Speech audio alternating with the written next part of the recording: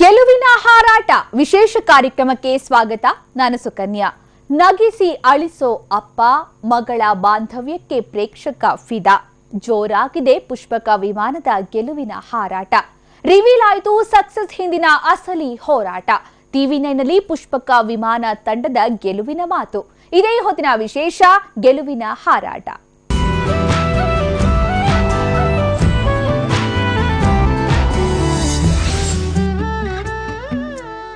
ಕಳೆದ ವಾರ ತೆರೆಕಂಡ ಪುಷ್ಪಕ ವಿಮಾನ ಸಿನಿಮಾಗೆ ಅಭೂತಪೂರ್ವ ರೆಸ್ಪಾನ್ಸ್ ಸಿಕ್ಕಿದೆ. ಯಶಸ್ವಿ 2ನೇ ವಾರಕ್ಕೆ ಕಾಲಿಟ್ಟಿರೋ ಪುಷ್ಪಕ ವಿಮಾನ ಬಾಕ್ಸ್ ಆಫೀಸ್ನಲ್ಲೂ ದೊಡ್ಡ ಮಟ್ಟದಲ್ಲಿ ಕಮಾಲ್ ಮಾಡ್ತಿದೆ. 10 ವರ್ಷದಲ್ಲಿ ಮಾಡಿರದಂತಹ ದಾಖಲೆಯನ್ನ ರಮೇಶ್ ಅರವಿಂದ್ ಈ ಸಿನಿಮಾ ಮೂಲಕ ಮಾಡಿದ್ದಾರೆ. ಅದೇನು ಅನ್ನೋದನ್ನ ನಾವು ಹೇಳೋದಕ್ಕಿಂತ ಅವರ ಬಾಯಿಂದನೇ ಕೇಳಿ.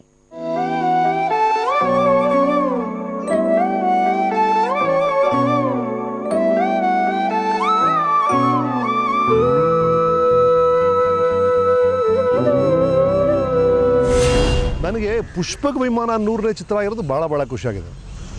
ಯಾಕಂದರೆ ಕಳೆದ 10 ವರ್ಷದಲ್ಲಿ ಈ ಥರ ಪಾತ್ರ ಸಿಕ್ಕಲಿಲ್ಲ. ಮುಂದೆ ಯಾವಾಗ ಈ ಥರ ಸಿಗುತ್ತೋ ನಮಗೆ ಗೊತ್ತಿಲ್ಲ. ಈ ಥರ ಒಂದು ಪಾತ್ರ ಸಿಕ್ಕಿದಾಗ ಅದು ನಿಮ್ಮ 100ನೇ ವಾಹನವಾಗೋದು ಪ್ರತಿಯೊಬ್ಬ ಕಲಾವಿದನು ಡೆಫಿನೆಟಾಗಿ ಖುಷಿ ಕೊಡುವಂಥ ವಿಷಯ.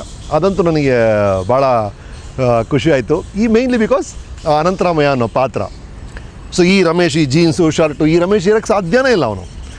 ಅವನು ಸ್ವಲ್ಪ ಬುದ್ಧಿಮಾಂದ್ಯ, ಅವನದೇ ಪ್ರಪಂಚದಲ್ಲಿದ್ದಾನೆ. ಯಾವಾಗಲೂ ಖುಷಿಯಾಗಿರ್ತಾನೆ, ಎಲ್ಲರನ್ನೂ ಖುಷಿಯಾಗಿಡಬೇಕು ಅಂತ ಆಸೆ ಪಡ್ತಾನೆ, ಯಾರನ್ನೂ ಅನುಮಾನ ಪಡಲ್ಲ, ಯಾರ ಉದ್ದೇಶಗಳನ್ನ ಅನುಮಾನ ಪಡಲ್ಲ. ಆ ಥರ ಒಂದು ಕ್ಯಾರೆಕ್ಟರ್ 100ನೇ ಕ್ಯಾರೆಕ್ಟರ್ ಸಿಕ್ಕಿದ್ದು ಭಾಳ ಖುಷಿ ಆಯ್ತು ನನಗೆ. ಬಿಕಾಸ್ ಆ ಥರ ರೋಲ್ಸ್ ಭಾಳ ಅಪರೂಪ ರೀ. ಆ್ಯಂಡ್ ನನಗೇನೆ ನೋಡಿ, ಎಷ್ಟೊಂದು ಫಿಲ್ಮ್ಸಲ್ಲಿ ಹೀರೋಯಿನ್ ಕೊಡೋರು, ಹೀರೋನ ತ್ಯಾಗ ಮಾಡೋದು, ಆ ಥರ ರೋಲ್ಸ್ ಇದೆ. 2 ಹೀರೋಯಿನ್ ಜೊತೆ ಮಾಡೋ ರೋಲ್ಸ್ ಇದೆ. ಅದೆಲ್ಲ ಇಲ್ಲ, ಇದ್ರಲ್ಲಿ ಹೀರೋಯಿನೇ ಇಲ್ಲ. ನಿಮ್ಮ 100ನೇ ಚಿತ್ರದಲ್ಲಿ ಹೀರೋಯಿನೇ ಇಲ್ಲದೆ ಇರೋ ಒಂದು film, it's all very different ಒಬ್ಬ ಆ್ಯಕ್ಟರ್ಗೆ. ಹಾಗಾಗಿ ಒಂದು ಭಾಳ ಇಂಟ್ರೆಸ್ಟಿಂಗ್ ಫಿಲ್ಮ್ ಪುಷ್ಪಕವನ ಮೂಡ್ ಬಂತು. ಎಲ್ಲದಕ್ಕಿಂತ ನನ್ನ ಜೊತೆಗೆ ಈಗ ಒಂದು ಹೊಸ ಪ್ರತಿಭೆಗಳು ಅಷ್ಟೊಂದು ಜನ ಇಂಟ್ರೊಡ್ಯೂಸ್ ಆಗ್ತಿದಾರಲ್ಲ ಇದೇ ಚಿತ್ರದ ಮೂಲಕ ಕರ್ನಾಟಕಕ್ಕೆ, ಭಾಳ ಭರವಸೆ ಇರುವಂಥ ಗ್ಯಾಂಗ್ ಅದು. ಹಾಗಾಗಿ ಅವರೆಲ್ಲ ಒಂದೇ ಚಿತ್ರದ ಮೂಲಕ ಪರಿಚಯ ಆಗಿದ್ದು ಎಲ್ಲ ರೀತಿಯಲ್ಲೂ ಪುಷ್ಪನೇ ಕೊಡಿ.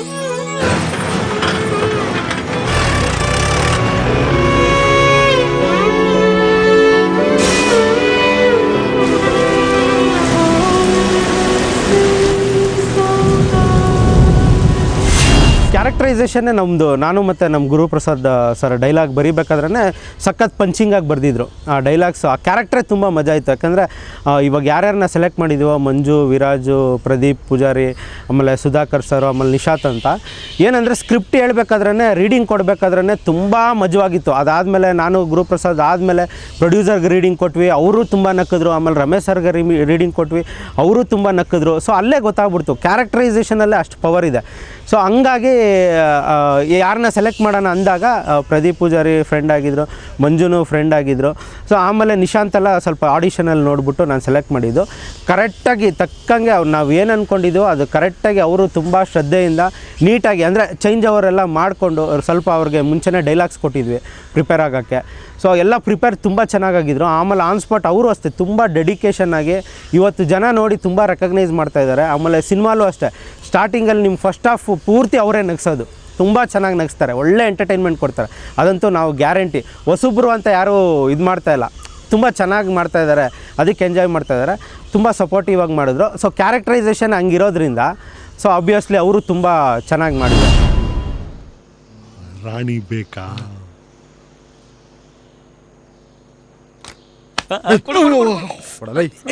ಶೋ ಮಾಡಕ್ಕೆ ರಾಣಿ ಸಿಗ್ಲಿಲ್ಲ, ಇನ್ ಶೋಭನಾ ಮಾಡ್ಕೊಳಕ್ ರಾಣಿ ಸಿಗ್ತಾಳ? ಯಾವ್ದಾದ್ರು ಮಹಿಳಾ ಕೈದಿನ ಕ್ಯಾಚ್ ಹಾಕೊಳ್ಳೋದಲ್ವೇನೋ. ಆಯಾ ಕೂತಿರೋ ಒಂದು ಬುಡಕ್ಕೆ ಹಾವು ಬಿಟ್ಕೊಳ್ಳೋ ಐಡಿಯಾಗಳು ಹೇಳ್ಕೊಡ್ತೀಯಲ್ಲೋ. ಹಂಗಾದ್ರೆ ನೀವು ವಯಸ್ಸಲ್ಲಿ ಯಾರು ಲವ್ ಮಾಡಿಲ್ವಾ? ನಾನು ಲವ್ ಮಾಡಿದ್ದೀನಪ್ಪ, ಆದರೆ ನಮ್ಮ ಹುಡುಗ ನನಗೆ ಹೆಲ್ಪ್ ಮಾಡ್ತೀನಿ ಅಂತ ಅವನೇ ಮಾಡ್ಕೊಂಡು ಹೋಗ್ಬಿಟ್ಟ. ನೋಡ್ದೇನಣ್ಣ, ಮನೆ ಕಟ್ಕೊಡ್ತೀನಿ ಅಂತ ಬಂದು ಮೇಸ್ತ್ರಿನೇ ಗೃಹ ಪ್ರವೇಶ ಮಾಡ್ಕೊಂಬಿಟ್ಟವನೇ. ಅದೇ ಫೀಲಿಂಗಲ್ಲಿ ನಿನಗೆ ಪ್ರಾಣ ಬಿಡಬೇಕು ಅನ್ನಿಸ್ಲಿಲ್ವಾ? ಗಡ್ಡ ಬಿಡ್ಬೇಕು ಅಂತ ಅನಿಸ್ಲಿಲ್ಲ, ಇನ್ನು ಪ್ರಾಣ ಬಿಡ್ಬೇಕು ಅಂತ ಅನ್ನಿಸ್ತದ. ನನ್ನ ತಲೆಯಲ್ಲಿ ಇದ್ದಿದ್ದೇನು ಅವನ ತಲೆಗೆ ಹೋಯ್ತಲ್ಲ ಅಂತ ಹಾಯಾಗಿದ್ದು ಬಿಟ್ಟೆ. ನಿಮ್ಮ ತಲೆಯಲ್ಲಿ ಏನ ಜಾರ್ ಬಿಡಲ್ವಾ? ಮೂವಿ ಹಾಡುಗಳು ಕಂಪೋಸ್ ಮಾಡೋತಿರತ್ತಿಗೆ ನನಗೆ ಗೊತ್ತಿರಲಿಲ್ಲ ಇದು ರಮೇಶ್ ಸರ್ ಅವ್ರದ್ದು 100th ಮೂವಿ ಅಂತ. ಸೊ ಎಲ್ಲಾದರೂ ಗೊತ್ತಿದ್ರೆ ಇನ್ನೂ ಪ್ರೆಷರ್ ಇರ್ತಿತ್ತು, ಬಟ್ ನನಗೆ ಗೊತ್ತಿರಲಿಲ್ಲ. ಮತ್ತು ನಿಧಾನವಾಗಿ ಎಲ್ಲ ಕಂಪೋಸಿಷನ್ ಆದಮೇಲೆ ಗೊತ್ತಾಯಿತು ಇದು 100th ಮೂವಿ ಅಂತ. ನನಗೆ ಜೂಹಿ ಚಾವ್ಲಾ ಅವರು ಅದೇ ಪರ್ಫಾರ್ಮೆನ್ಸ್ಗೆ ಬರ್ತಿದ್ದಾರಂತೂ ಗೊತ್ತಿರಲಿಲ್ಲ. ಸೊ ಗೊತ್ತಾಗಿದ್ರೆ ಅದು ಇನ್ನೂ ಪ್ರೆಷರ್ ಇರ್ತಿತ್ತು. ಸೊ ಬಟ್ ನನಗೆ ಪ್ರೊಡ್ಯೂಸರ್ ತುಂಬ ಈಸಿ ಮಾಡಿದ್ರು, ಒಳ್ಳೆ ಸ್ಪೇಸ್ ಕೊಟ್ಟರು, ತುಂಬ ಚೆನ್ನಾಗಿ ಅದೇ ಐಡಿಯಾ ಶೇರ್ ಮಾಡಿದ್ರು. So it was easy for me.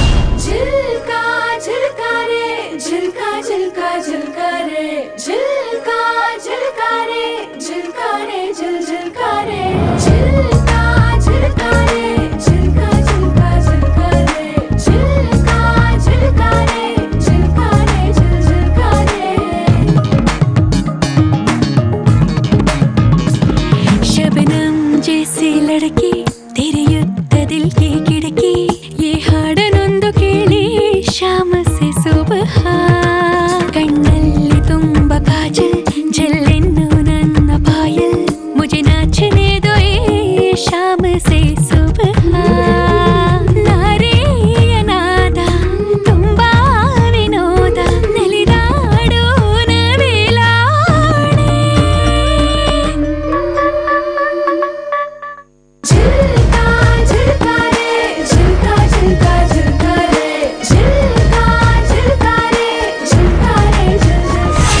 First day ಸಖತ್ ನರ್ವಸ್ಸು. ಅಂದರೆ ಆ ಕ್ಯಾರೆಕ್ಟ್ರು ನಾನಿದ್ದಂಗೆ ಇಲ್ಲ ಅಲ್ಲಿ. ಆ್ಯಕ್ಚುಲಿ ನಾನು ಎಲ್ಲರ ಜೊತೆಲಿ ಆರಾಮಾಗಿ ಓಡಾಡಿಕೊಂಡು ಆರಾಮಾಗಿ ಚೆನ್ನಾಗಿರ್ತೀನಿ. ಬಟ್ ನಂದು ಅಷ್ಟು ಬಿಟ್ಟು ನನ್ನ ಪಾತ್ರನೇ ಬೇರೆ ಆಗಿರೋದ್ರಿಂದ ಫಸ್ಟ್ ಟೈಮು ಈ ಅಂಡರ್ ಪ್ಲೇ ಕ್ಯಾರೆಕ್ಟ್ರ್ ಮಾಡೋದು ಫಸ್ಟ್ ಟೈಮ್ ಆಗಿರೋದ್ರಿಂದ ಸ್ವಲ್ಪ ನರ್ವಸ್ ಸ್ಟಾರ್ಟ್ ಆಗೋಯ್ತು first day first shot. So ಅದಾದಮೇಲೆ ಫಸ್ಟ್ ಶಾಟು ಓಕೆ ಆಗಲಿಲ್ಲ. ಡೈರೆಕ್ಟ್ರ್ ಹೇಳಿದ್ರು, ಅಲ್ಲ ಏಂತಕ್ಕೆ ನರ್ವಸ್ ಆಗಿದ್ದೀರಾ, ಅಲ್ಲ ನಾವು ರಿಹರ್ಸಲ್ ಮಾಡಿದಾಗ ನೀವು ಅಷ್ಟೊಂದು ಇರಲಿಲ್ಲ, ಬಟ್ ಇವಾಗ ಏಂತಕ್ಕೆ ಇಷ್ಟೊಂದು ನರ್ವಸ್ ಆಗ್ಬಿಟ್ಟಿದ್ದೀರಾ ಅಂತ. ಸೊ ಅವ್ರದ್ದು ಒಂದು ಮಾತು ಹೇಳಿದ್ರು.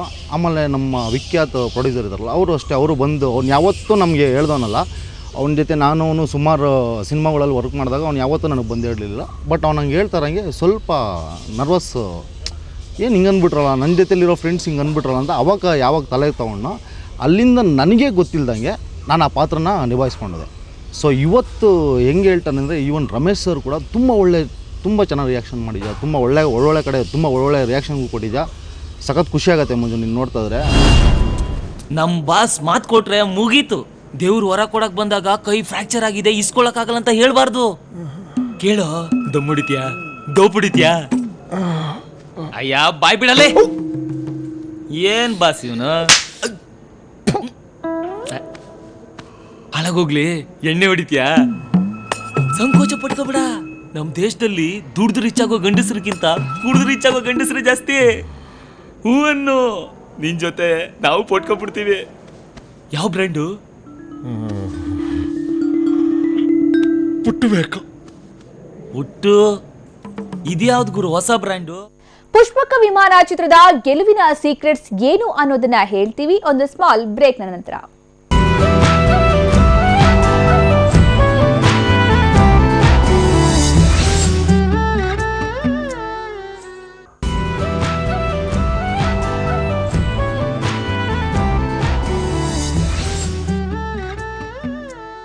ಅಪ್ಪ ಮಗಳ ಭಾವನಾತ್ಮಕ ಕಥೆಗೆ ಬೆರಗಾಗಿದ್ದಾರೆ ಸಿನಿಪ್ರಿಯರು. ಜೈಲು, ಅಲ್ಲಿನ ಖೈದಿಗಳು, ಅವರ ಜೊತೆಗೆ ಒಬ್ಬ ಪೆದ್ದು ಅಪ್ಪ, ಅವರಿಗೊಂದು ಮುದ್ದು ಮಗಳು, ಇವೆಲ್ಲವೂ ಚಿತ್ರದ ಮೇನ್ ಅಟ್ರಾಕ್ಷನ್.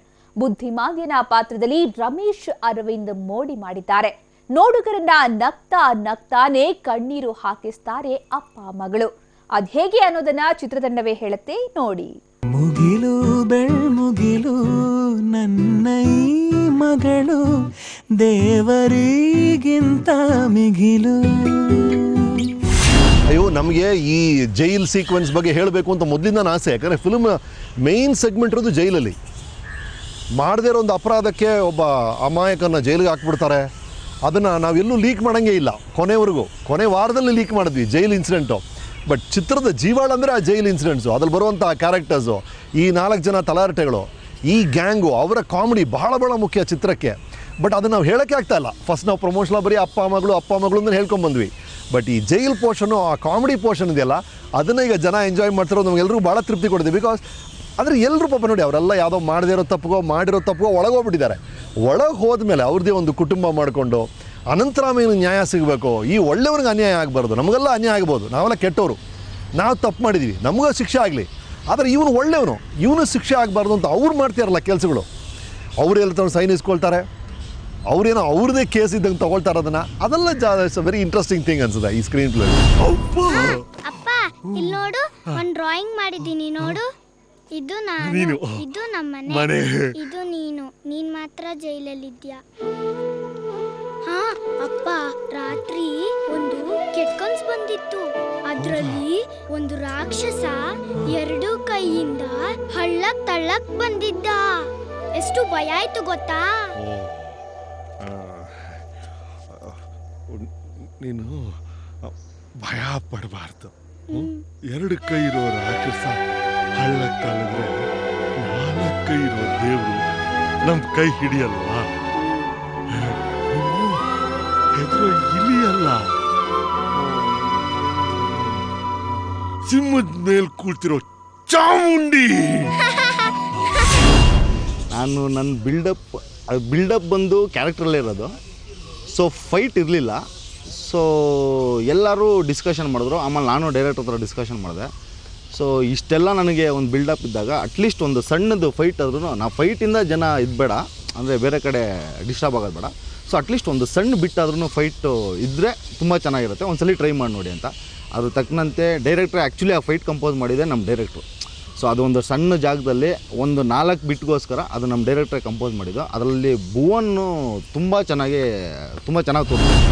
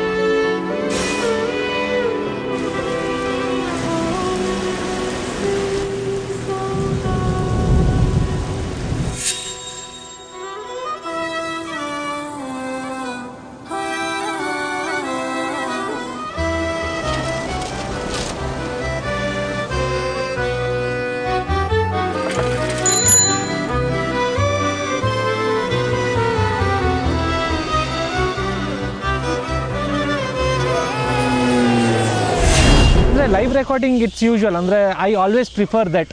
ಯಾಕಂದರೆ ಆ ಮ್ಯೂಸಿಕಲ್ ಇಮೋಷನ್ ಬರುವಂಥದ್ದು ಏನಿದೆ, ಅದು ಒಂದು ಗಿಟಾರಿಸ್ಟು ಅವ್ರ ಇಮೋಷನ್ ಹಾಕಿದರೆ it adds to the music. So I always prefer live recording. Only initially ನಾವು ಒಂದು ಐಡಿಯಾ ಮಾಡಲಿಕ್ಕೆ ನಾವು ಅದನ್ನ ಕಂಪ್ಯೂಟರಲ್ಲಿ ಪ್ರೋಗ್ರಾಮ್ ಆ್ಯಂಡ್ ಡೈರೆಕ್ಟ್ರಿಗೆ ತೋರಿಸ್ತೀವಿ. ಮತ್ತು ಇಟ್ಸ್ ಆಲ್ ಲೈವ್ ರೆಕಾರ್ಡಿಂಗ್. ಮತ್ತು ನಾನು ಇಂಜಿನಿಯರ್ಸ್ ಒಂದು ಸೌಂಡನ್ನ ಕ್ಯಾಪ್ಚರ್ ಮಾಡೋತ್ತಿಗೆ ನಾವು ವಿ ವರ್ಕ್ ಹಾರ್ಡ್. ಒಂದು ಸಿತಾರ್ ಸೌಂಡ್ ಇರಬೇಕಾದ್ರೂ ಹೆಂಗೆ ಮೈಕ್ ಮಾಡಬೇಕು, ಅದನ್ನ ಹೆಂಗೆ ಎಷ್ಟು ನ್ಯಾಚುರಲ್ ಆಗಿ ನಿಮಗೆ ಒಂದು ಪರ್ಫಾರ್ಮೆನ್ಸ್ ಕೇಳೋತ್ತಿಗೆ ನಿಮ್ಗೆ ಹೆಂಗೆ ಫೀಲ್ ಆಗುತ್ತೆ, ಅದೇ ಫೀಲ್ ಸಿಗಬೇಕಂತ ವಿ ವರ್ಕ್ ಟುವರ್ಡ್ಸ್ ಇಟ್. ಮುಗಿಲು ಬೆಳ್ಮುಗಿಲು ನನ್ನ ಈ ಮಗಳು ದೇವರಿಗಿಂತ ಮಿಗಿಲು,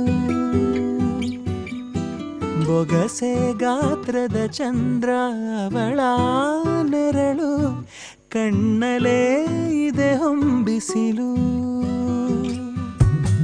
ಉಸಿರೆಯಲ್ಲಿ ಲಾಲಿ ಅಪ್ಪುಗೆಯ ತೂಗೋ ಜೋಲಿ, ಬದುಕಿನಲ್ಲಿ ಅವಳೇ ಭರವಸೆಯ ಹೋಲಿ, ಮರವ ತಪ್ಪಿದ ಬಿಳಲು ಗರಿಯ ಹಬ್ಬಿದ ನವಿಲು, ನನ್ನ ಹಗಲು ನನ್ನ ಇರುಳು, ಮಗಳು ನನ್ನ ಮಗಳು.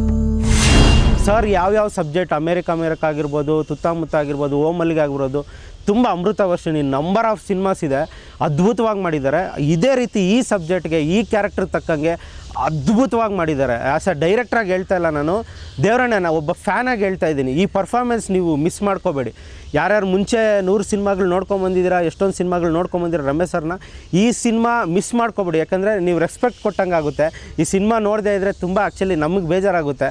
ಇದೇನೋ ನಮಗೆ ಕಲೆಕ್ಷನ್ ಬಂದುಬಿಡಬೇಕು ಆ ಥರ ಅಂತಲ್ಲ, ಒಂದು ಒಳ್ಳೆ ಸಿನಿಮಾ ಅದ್ಭುತವಾಗಿ ಪರ್ಫಾರ್ಮ್ ಮಾಡಿದ್ದಾರೆ. ಯಾರಿಗೆ ಸಿನಿಮಾ ಲವರ್ಸ್, ಯಾರಿಗೆ ಸಿನಿಮಾ ನೋಡೋರಿಗೆ, ಸಿನಿಮಾ ಲವರ್ಸ್ಗೆ ಇದೊಂದು ನೋಡೋಕ್ಕೆ ಒಂದು ಅದ್ಭುತ ಸರ್ ಪರ್ಫಾರ್ಮೆನ್ಸು, ಅದರಲ್ಲಂತೂ ಕ್ಲೈಮ್ಯಾಕ್ಸಲ್ಲಿ. ಅದಕ್ಕೆ ಇಷ್ಟೊಂದೆಲ್ಲ ಪ್ರಶಂಸೆ ಬರ್ತಾ ಇರೋದು, ಅಂದರೆ ಒಂದು ಒಳ್ಳೆ ಟಾಕ್ ಬರ್ತಾ ಇರೋದು. ನಾನೇನಂದರೆ ಇದನ್ನು ಮಿಸ್ ಮಾಡ್ಕೋಬೇಡಿ, ದಯವಿಟ್ಟು ಮಿಸ್ ಮಾಡ್ಕೋಬೇಡಿ. ನೀವೇನು ಅಂದರೆ ಎಷ್ಟೊಂದು ಸಿನಿಮಾಗಳು ನೋಡಿರ್ಬೋದು, ಬಟ್ ರಮೇಶ್ ಸರ್ದು ಇದೊಂದು ಅದ್ಭುತ ಪರ್ಫಾರ್ಮೆನ್ಸ್ ಮಿಸ್ ಮಾಡ್ಕೊಳಕ್ಕೆ ಹೋಗಬೇಡಿ ಅನ್ನೋದು ನಾನು.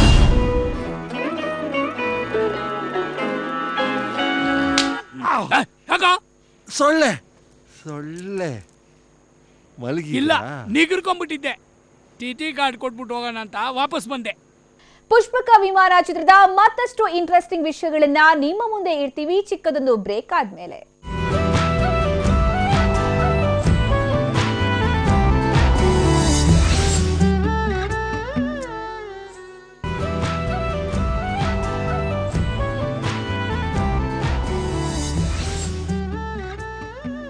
ಸಿನಿಮಾ ನೋಡಿ ಥಿಯೇಟರ್ನಿಂದ ಹೊರಬಂದ್ರೂ ಸಿಕ್ಕಾಪಟ್ಟೆ ಕಾಡುವಂತಹ ಚಿತ್ರ ಪುಷ್ಪಕ ವಿಮಾನ. ಪ್ರತಿಯೊಬ್ಬ ತಂದೆ ಮಗುವಿಗೂ ಕನೆಕ್ಟ್ ಆಗುವಂತಹ ಈ ಚಿತ್ರದ ಕ್ಲೈಮ್ಯಾಕ್ಸ್ ನಲ್ಲಂತೂ ಸಿನಿಪ್ರಿಯರು ಸ್ತಬ್ಧರಾಗೋದು ಅಲ್ಲದೆ ನಿಟ್ಟುಸಿರು ಬಿಡೋದು ಕನ್ಫರ್ಮ್. ಅದು ಯಾಕೆ, ಬಾಕ್ಸ್ ಆಫೀಸ್ ನಲ್ಲಿ ಎಷ್ಟು ಕೋಟಿ ಕಮಾಲ್ ಮಾಡಿದೆ ಅನ್ನೋದರ ಸ್ಪೆಷಲ್ ಝಲಕ್ ಇಲ್ಲಿದೆ.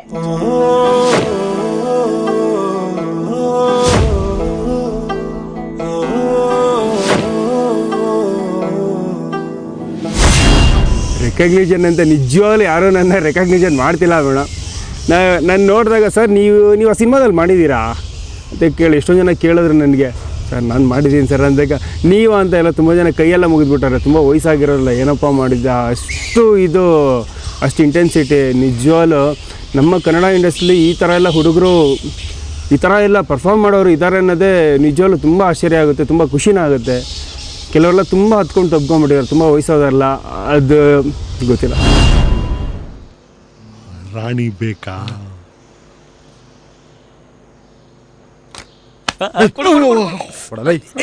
ಶೋ ಮಾಡಕ್ಕೆ ರಾಣಿ ಸಿಗ್ಲಿಲ್ಲ, ಇನ್ ಶೋಭನಾ ಮಾಡ್ಕೊಳಕ್ ರಾಣಿ ಸಿಗ್ತಾಳ? ಏಯ್, ಯಾವ್ದಾದ್ರು ಮಹಿಳಾ ಕೈದಿನ ಕ್ಯಾಚ್ ಹಾಕೊಳ್ಳೋದಲ್ವೇನೋ?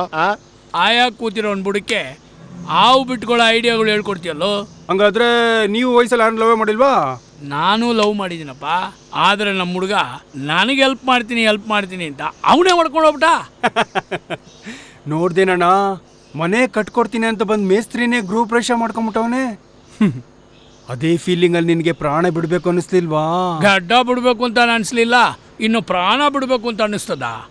ನನ್ನ ತಲೆಯಲ್ಲಿ ಇದ್ದಿದ್ದೇನು ಅವನ ತಲೆಗೆ ಹೋಯ್ತಲ್ಲ ಅಂತ ಹಾಯಾಗಿದ್ದು ಬಿಟ್ಟೆ. ನಿಮ್ಮ ತಲೆಯಲ್ಲಿ ಹೇನ ಜಾರ್ ಬಿಡಲ್ವಾ?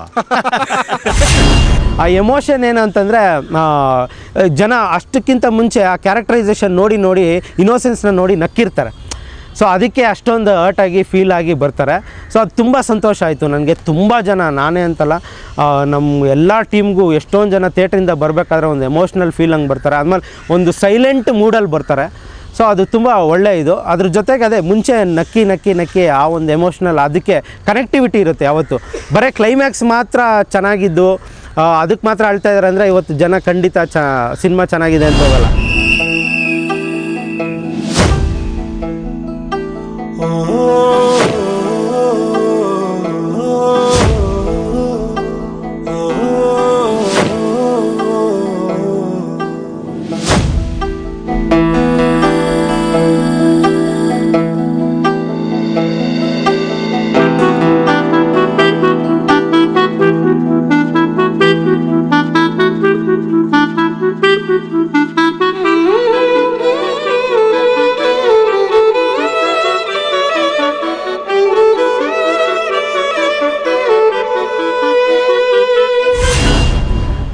ಆ್ಯಕ್ಚುಲಿ ನನಗೆ ತುಂಬ ಭಯ ಇತ್ತು. ಇಲ್ಲಿ ನಮ್ಮ ಡೈರೆಕ್ಟ್ರು ಹೇಳಿದಾಗ, ಆಮೇಲೆ ಎಲ್ಲರೂ ಹೇಳಿದಾಗ ತುಂಬ ಕಾಮಿಡಿ ಕ್ಯಾರೆಕ್ಟ್ರು ಚೆನ್ನಾಗಿ ಮಾಡಬೇಕು ಹಂಗೆ ಅಂದಾಗ ನನಗೆ ಅಯ್ಯೋ ಹೆಂಗೆ ಮಾಡೋದು ನಾನು.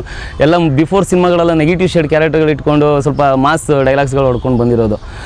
ತುಂಬ ಡಿಸ್ಕಷನ್ ಮಾಡ್ತಾಯಿದ್ದೆ ಡೈರೆಕ್ಟರ್ ಹತ್ರ, ಸಾರ್ ನನಗೆ ತುಂಬ ಕಷ್ಟ ಆಗುತ್ತೇನೋ ಈ ಗೆಟಪ್ಪಲ್ಲಿ ಕಾಮಿಡಿ ಮಾಡೋಕ್ಕೆ ತುಂಬ ಕಷ್ಟ, ಯಾಕಂದರೆ ಅದಕ್ಕೆ ಬೇರೆ ಥರ ಗೆಟಪ್ ಇರ್ತಾರೆ, ಎಲ್ಲ ದಾಡಿ ಎಲ್ಲ ಕಮ್ಮಿ ಇರುತ್ತೆ ಕಾಮಿಡಿ ಆ್ಯಕ್ಟ್ರ್ಗಳದ್ದು, ಆಮೇಲೆ ಕೂದಲೇ ಒಂದು ಸ್ವಲ್ಪ ಕಟ್ ಮಾಡಿರ್ತಾರೆ. ಇಲ್ಲ ನೀನು ಮಾಡ್ತೀಯಾ, ನೀನು ಮಾಡು, ನಾನು ಮಾಡಿಸ್ತೀನಿ ಅಂತ ಅವ್ರು ತುಂಬ ಧೈರ್ಯ ಕೊಟ್ಟರು. ಅವರಾಗಿರ್ಬೋದು, ಮಂಜುನಾಥ್ ಆಗಿರ್ಬೋದು, ವಿಖ್ಯಾತ್ ಅವರು, ದೀಪಣ್ಣ ಎಲ್ಲರೂ ಹೇಳ್ತಾಯಿದ್ರು ಈ ಕ್ಯಾರೆಕ್ಟರ್ ನೀನೇ ಕಾಣೋ ಸೂಟು, ನೀನು ತಲೆನೇ ಕೆಡ್ಸ್ಕೊಬೇಡ, ಚೆನ್ನಾಗಿ ಬರುತ್ತೆ. ಆಮೇಲೆ ಡೈರೆಕ್ಟ್ರು ನಮಗೆ ಮುಂಚೆನೇ ಸ್ಕ್ರಿಪ್ಟ್ಗಳು ಕೊಟ್ಟಿದ್ದರು. ಅಂದರೆ ಜಸ್ಟ್ ಓದ್ಕೊಂಡಿರಿ, ಡೆಲಿವರಿ ಹೆಂಗೆ ನಾವು ಕೊಡಬೇಕು ಹಂಗೆ ಹೇಳ್ತೀನಿ, ನಿಮ್ಗೆ ಡೈಲಾಗ್ಸ್ ಮೈಂಡಲ್ಲಿರಲಿ ಅಂತ ಎಲ್ಲ ಪ್ರಿಪೇರ್ ಆಗಿದ್ವಿ. ಫಸ್ಟೇನೆ ಸಿನಿಮಾ ಬಿಫೋರೇ ಪ್ರಿಪೇರ್ ಆಗಿಬಿಟ್ಟಿದ್ವಿ. ಸೊ ಅಲ್ಲಿ ಹೋದಾಗ ಒಂದಿನ ಸ್ವಲ್ಪ ಕಷ್ಟ ಆಯ್ತು ನನಗೆ, ಅಯ್ಯೋ ನಾನು ಮಾಡ್ತೀನೋ ಇಲ್ವೋ ಅಂತ, ಎಲ್ಲಿ ಏನು ಅನ್ಕೊತಾರೋ, ಎಲ್ಲ ಫ್ರೆಂಡ್ಸ್ ಅದರಿಂದ ಚೂರು ಚೆನ್ನಾಗಿ ಮಾಡಿಲ್ಲ ಅಂದ್ರೆ ಉಗ್ದುಬಿಡೋರು. ಸೊ ಅದು ಭಯ ಇತ್ತು. ಅದಾದಮೇಲೆ ಹೋಗ್ತಾ ತುಂಬ ಚೆನ್ನಾಗಿ ಬರ್ತಾಯಿದೆ ಅಂತ ಅವ್ರು ಧೈರ್ಯ ಕೊಟ್ಟ ಮೇಲೆ ಏನೋ ಮಾಡಿದ್ವಿ. ನಮ್ಮ ಬಾಸ್ ಮಾತು ಕೊಟ್ರೆ ಮುಗೀತು. ದೇವ್ರು ಹೊರ ಕೊಡಕ್ ಬಂದಾಗ ಕೈ ಫ್ರಾಕ್ಚರ್ ಆಗಿದೆ ಇಸ್ಕೊಳಕ್ಕಾಗಲ್ಲ ಅಂತ ಹೇಳ್ಬಾರ್ದು. ಕೇಳೋ, ದಮ್ಮುಡಿತ್ಯಾ ದೋಪುಡಿತ್ಯಾ? ಅಯ್ಯ ಬಾಯ್ ಬಿಡಲೇ. ಏನ್ ಬಾಸ್ ಇವನು? ಹಾಳಾಗೋಗ್ಲಿ, ಎಣ್ಣೆ ಹೊಡಿತ್ಯಾ? ಸಂಕೋಚ ಪಡ್ಕೋಬೇಡ. ನಮ್ ದೇಶದಲ್ಲಿ ದುಡ್ದು ರಿಚ್ ಆಗೋ ಗಂಡಸ್ರಿಗಿಂತ ಕುಡ್ದು ರಿಚ್ ಆಗೋ ಗಂಡಸ್ರು ಜಾಸ್ತಿ. ಹೂವನ್ನು ನಿನ್ ಜೊತೆ ನಾವು ಪಟ್ಕೊಬಿಡ್ತೀವಿ. ಯಾವ ಬ್ರ್ಯಾಂಡು? ಪುಟ್ಟಬೇಕು. ಪುಟ್ಟು ಇದ್ಯಾವ್ದು ಗುರು ಹೊಸ ಬ್ರ್ಯಾಂಡು? ತುಂಬಾ ಖುಷಿ ಆಯಿತು. ಯಾಕಂದರೆ ಅವ್ರನ್ನೆಲ್ಲ ನಾವು ಚಿಕ್ಕವರಿದ್ದಾಗಿಂದ ತೆರೆ ಮೇಲೆ ನೋಡಿ ಅವ್ರನ್ನ ಆನಂದಿಸ್ತಾ ಇದ್ವಿ, ಮತ್ತು ಅವ್ರ ಅಭಿಮಾನಿ ಕೂಡ ಆಗಿದ್ವಿ ನಾವು. ಇವತ್ತು ಅವ್ರ ಜೊತೆಗೆ ಮಾಡಿದ್ವಿ. ತುಂಬ ಒಳ್ಳೆ ಆರ್ಟಿಸ್ಟು, ತುಂಬ ಡೌನ್ ಟು ಅರ್ತ್ ಪರ್ಸನ್ನು, ತುಂಬ ಸಜೆಷನ್ ಕೊಡೋರು. ಹಿಂಗೆ ಬಂದಿಲ್ಲ, ಹಿಂಗೆ ಚೆನ್ನಾಗಿ ಬಂದಿಲ್ಲ ಅಂದರೆ ಹಿಂಗೆ ಮಾಡಿ ಈ ಥರ ಮಾಡಿ ಆ ಥರ ಮಾಡಿ ಅಂತ. ಅವ್ರ ಜೊತೆ ಮಾಡಿ ತುಂಬಾ ಖುಷಿ ಆಗ್ತದೆ. ಆ ಹುಡುಗಿನೂ ಅಷ್ಟೇ ತುಂಬಾ ಚೆನ್ನಾಗಿ ಮಾಡಿದೆ. ಡೈರೆಕ್ಟ್ ಏನಾದ್ರು ಒಂದು ಸಲ ಹೇಳಿದ್ರೆ ಅದು ಹಂಗೆ ಕ್ಯಾಚ್ ಮಾಡಿಕೊಂಡು ಹೇಳ್ತಾಯಿತ್ತು. ಅದೊಂದು ಖುಷಿ ಆಗುತ್ತೆ. ಬರೀ 7 ವರ್ಷ ಹುಡುಗಿಗೆ.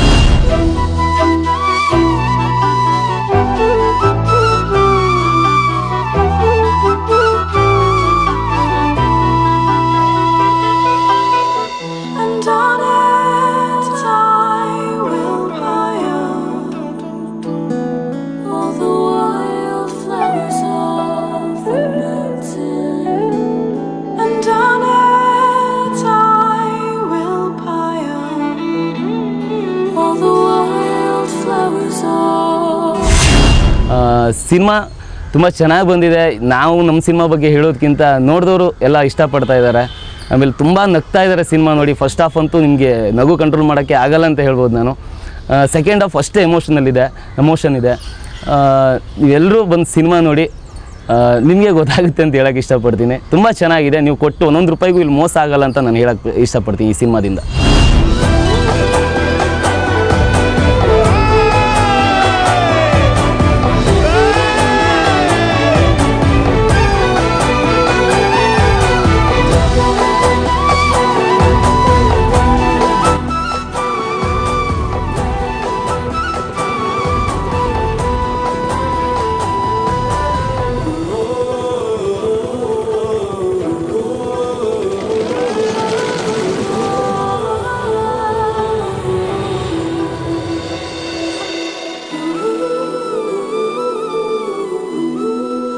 ಒಟ್ಟಾರೆ ಪುಷ್ಪಕ ವಿಮಾನ ಈ ವರ್ಷದ ಮೊದಲ ಸಿನಿಮಾ ಆಗಿದ್ದು ಆರಂಭದಲ್ಲೇ ಚಿತ್ರರಂಗಕ್ಕೆ ಬಿಗ್ ಓಪನಿಂಗ್ ಕೊಟ್ಟಿದೆ. ನಾಯಕಿಯ ಬೆಡಗು, ನಾಯಕನ ಹೀರೋಯಿಸಂ ಸೂತ್ರಗಳನ್ನ ಬದಿಗೊತ್ತಿ ಹೊಸ ದಾಖಲೆ ಬರೆದಿದೆ. ಇದರ ಗೆಲುವಿನ ಓಟ ಹೀಗೆ ಮುಂದುವರಿಲಿ ಅಂತ ಹೇಳ್ತಾ ಕಾರ್ಯಕ್ರಮ ಮುಗಿಸ್ತಾ ಇದ್ದೀವಿ. ನಿರಂತರ ಸುದ್ದಿಗಾಗಿ ನೋಡ್ತಾ ಇರಿ TV9.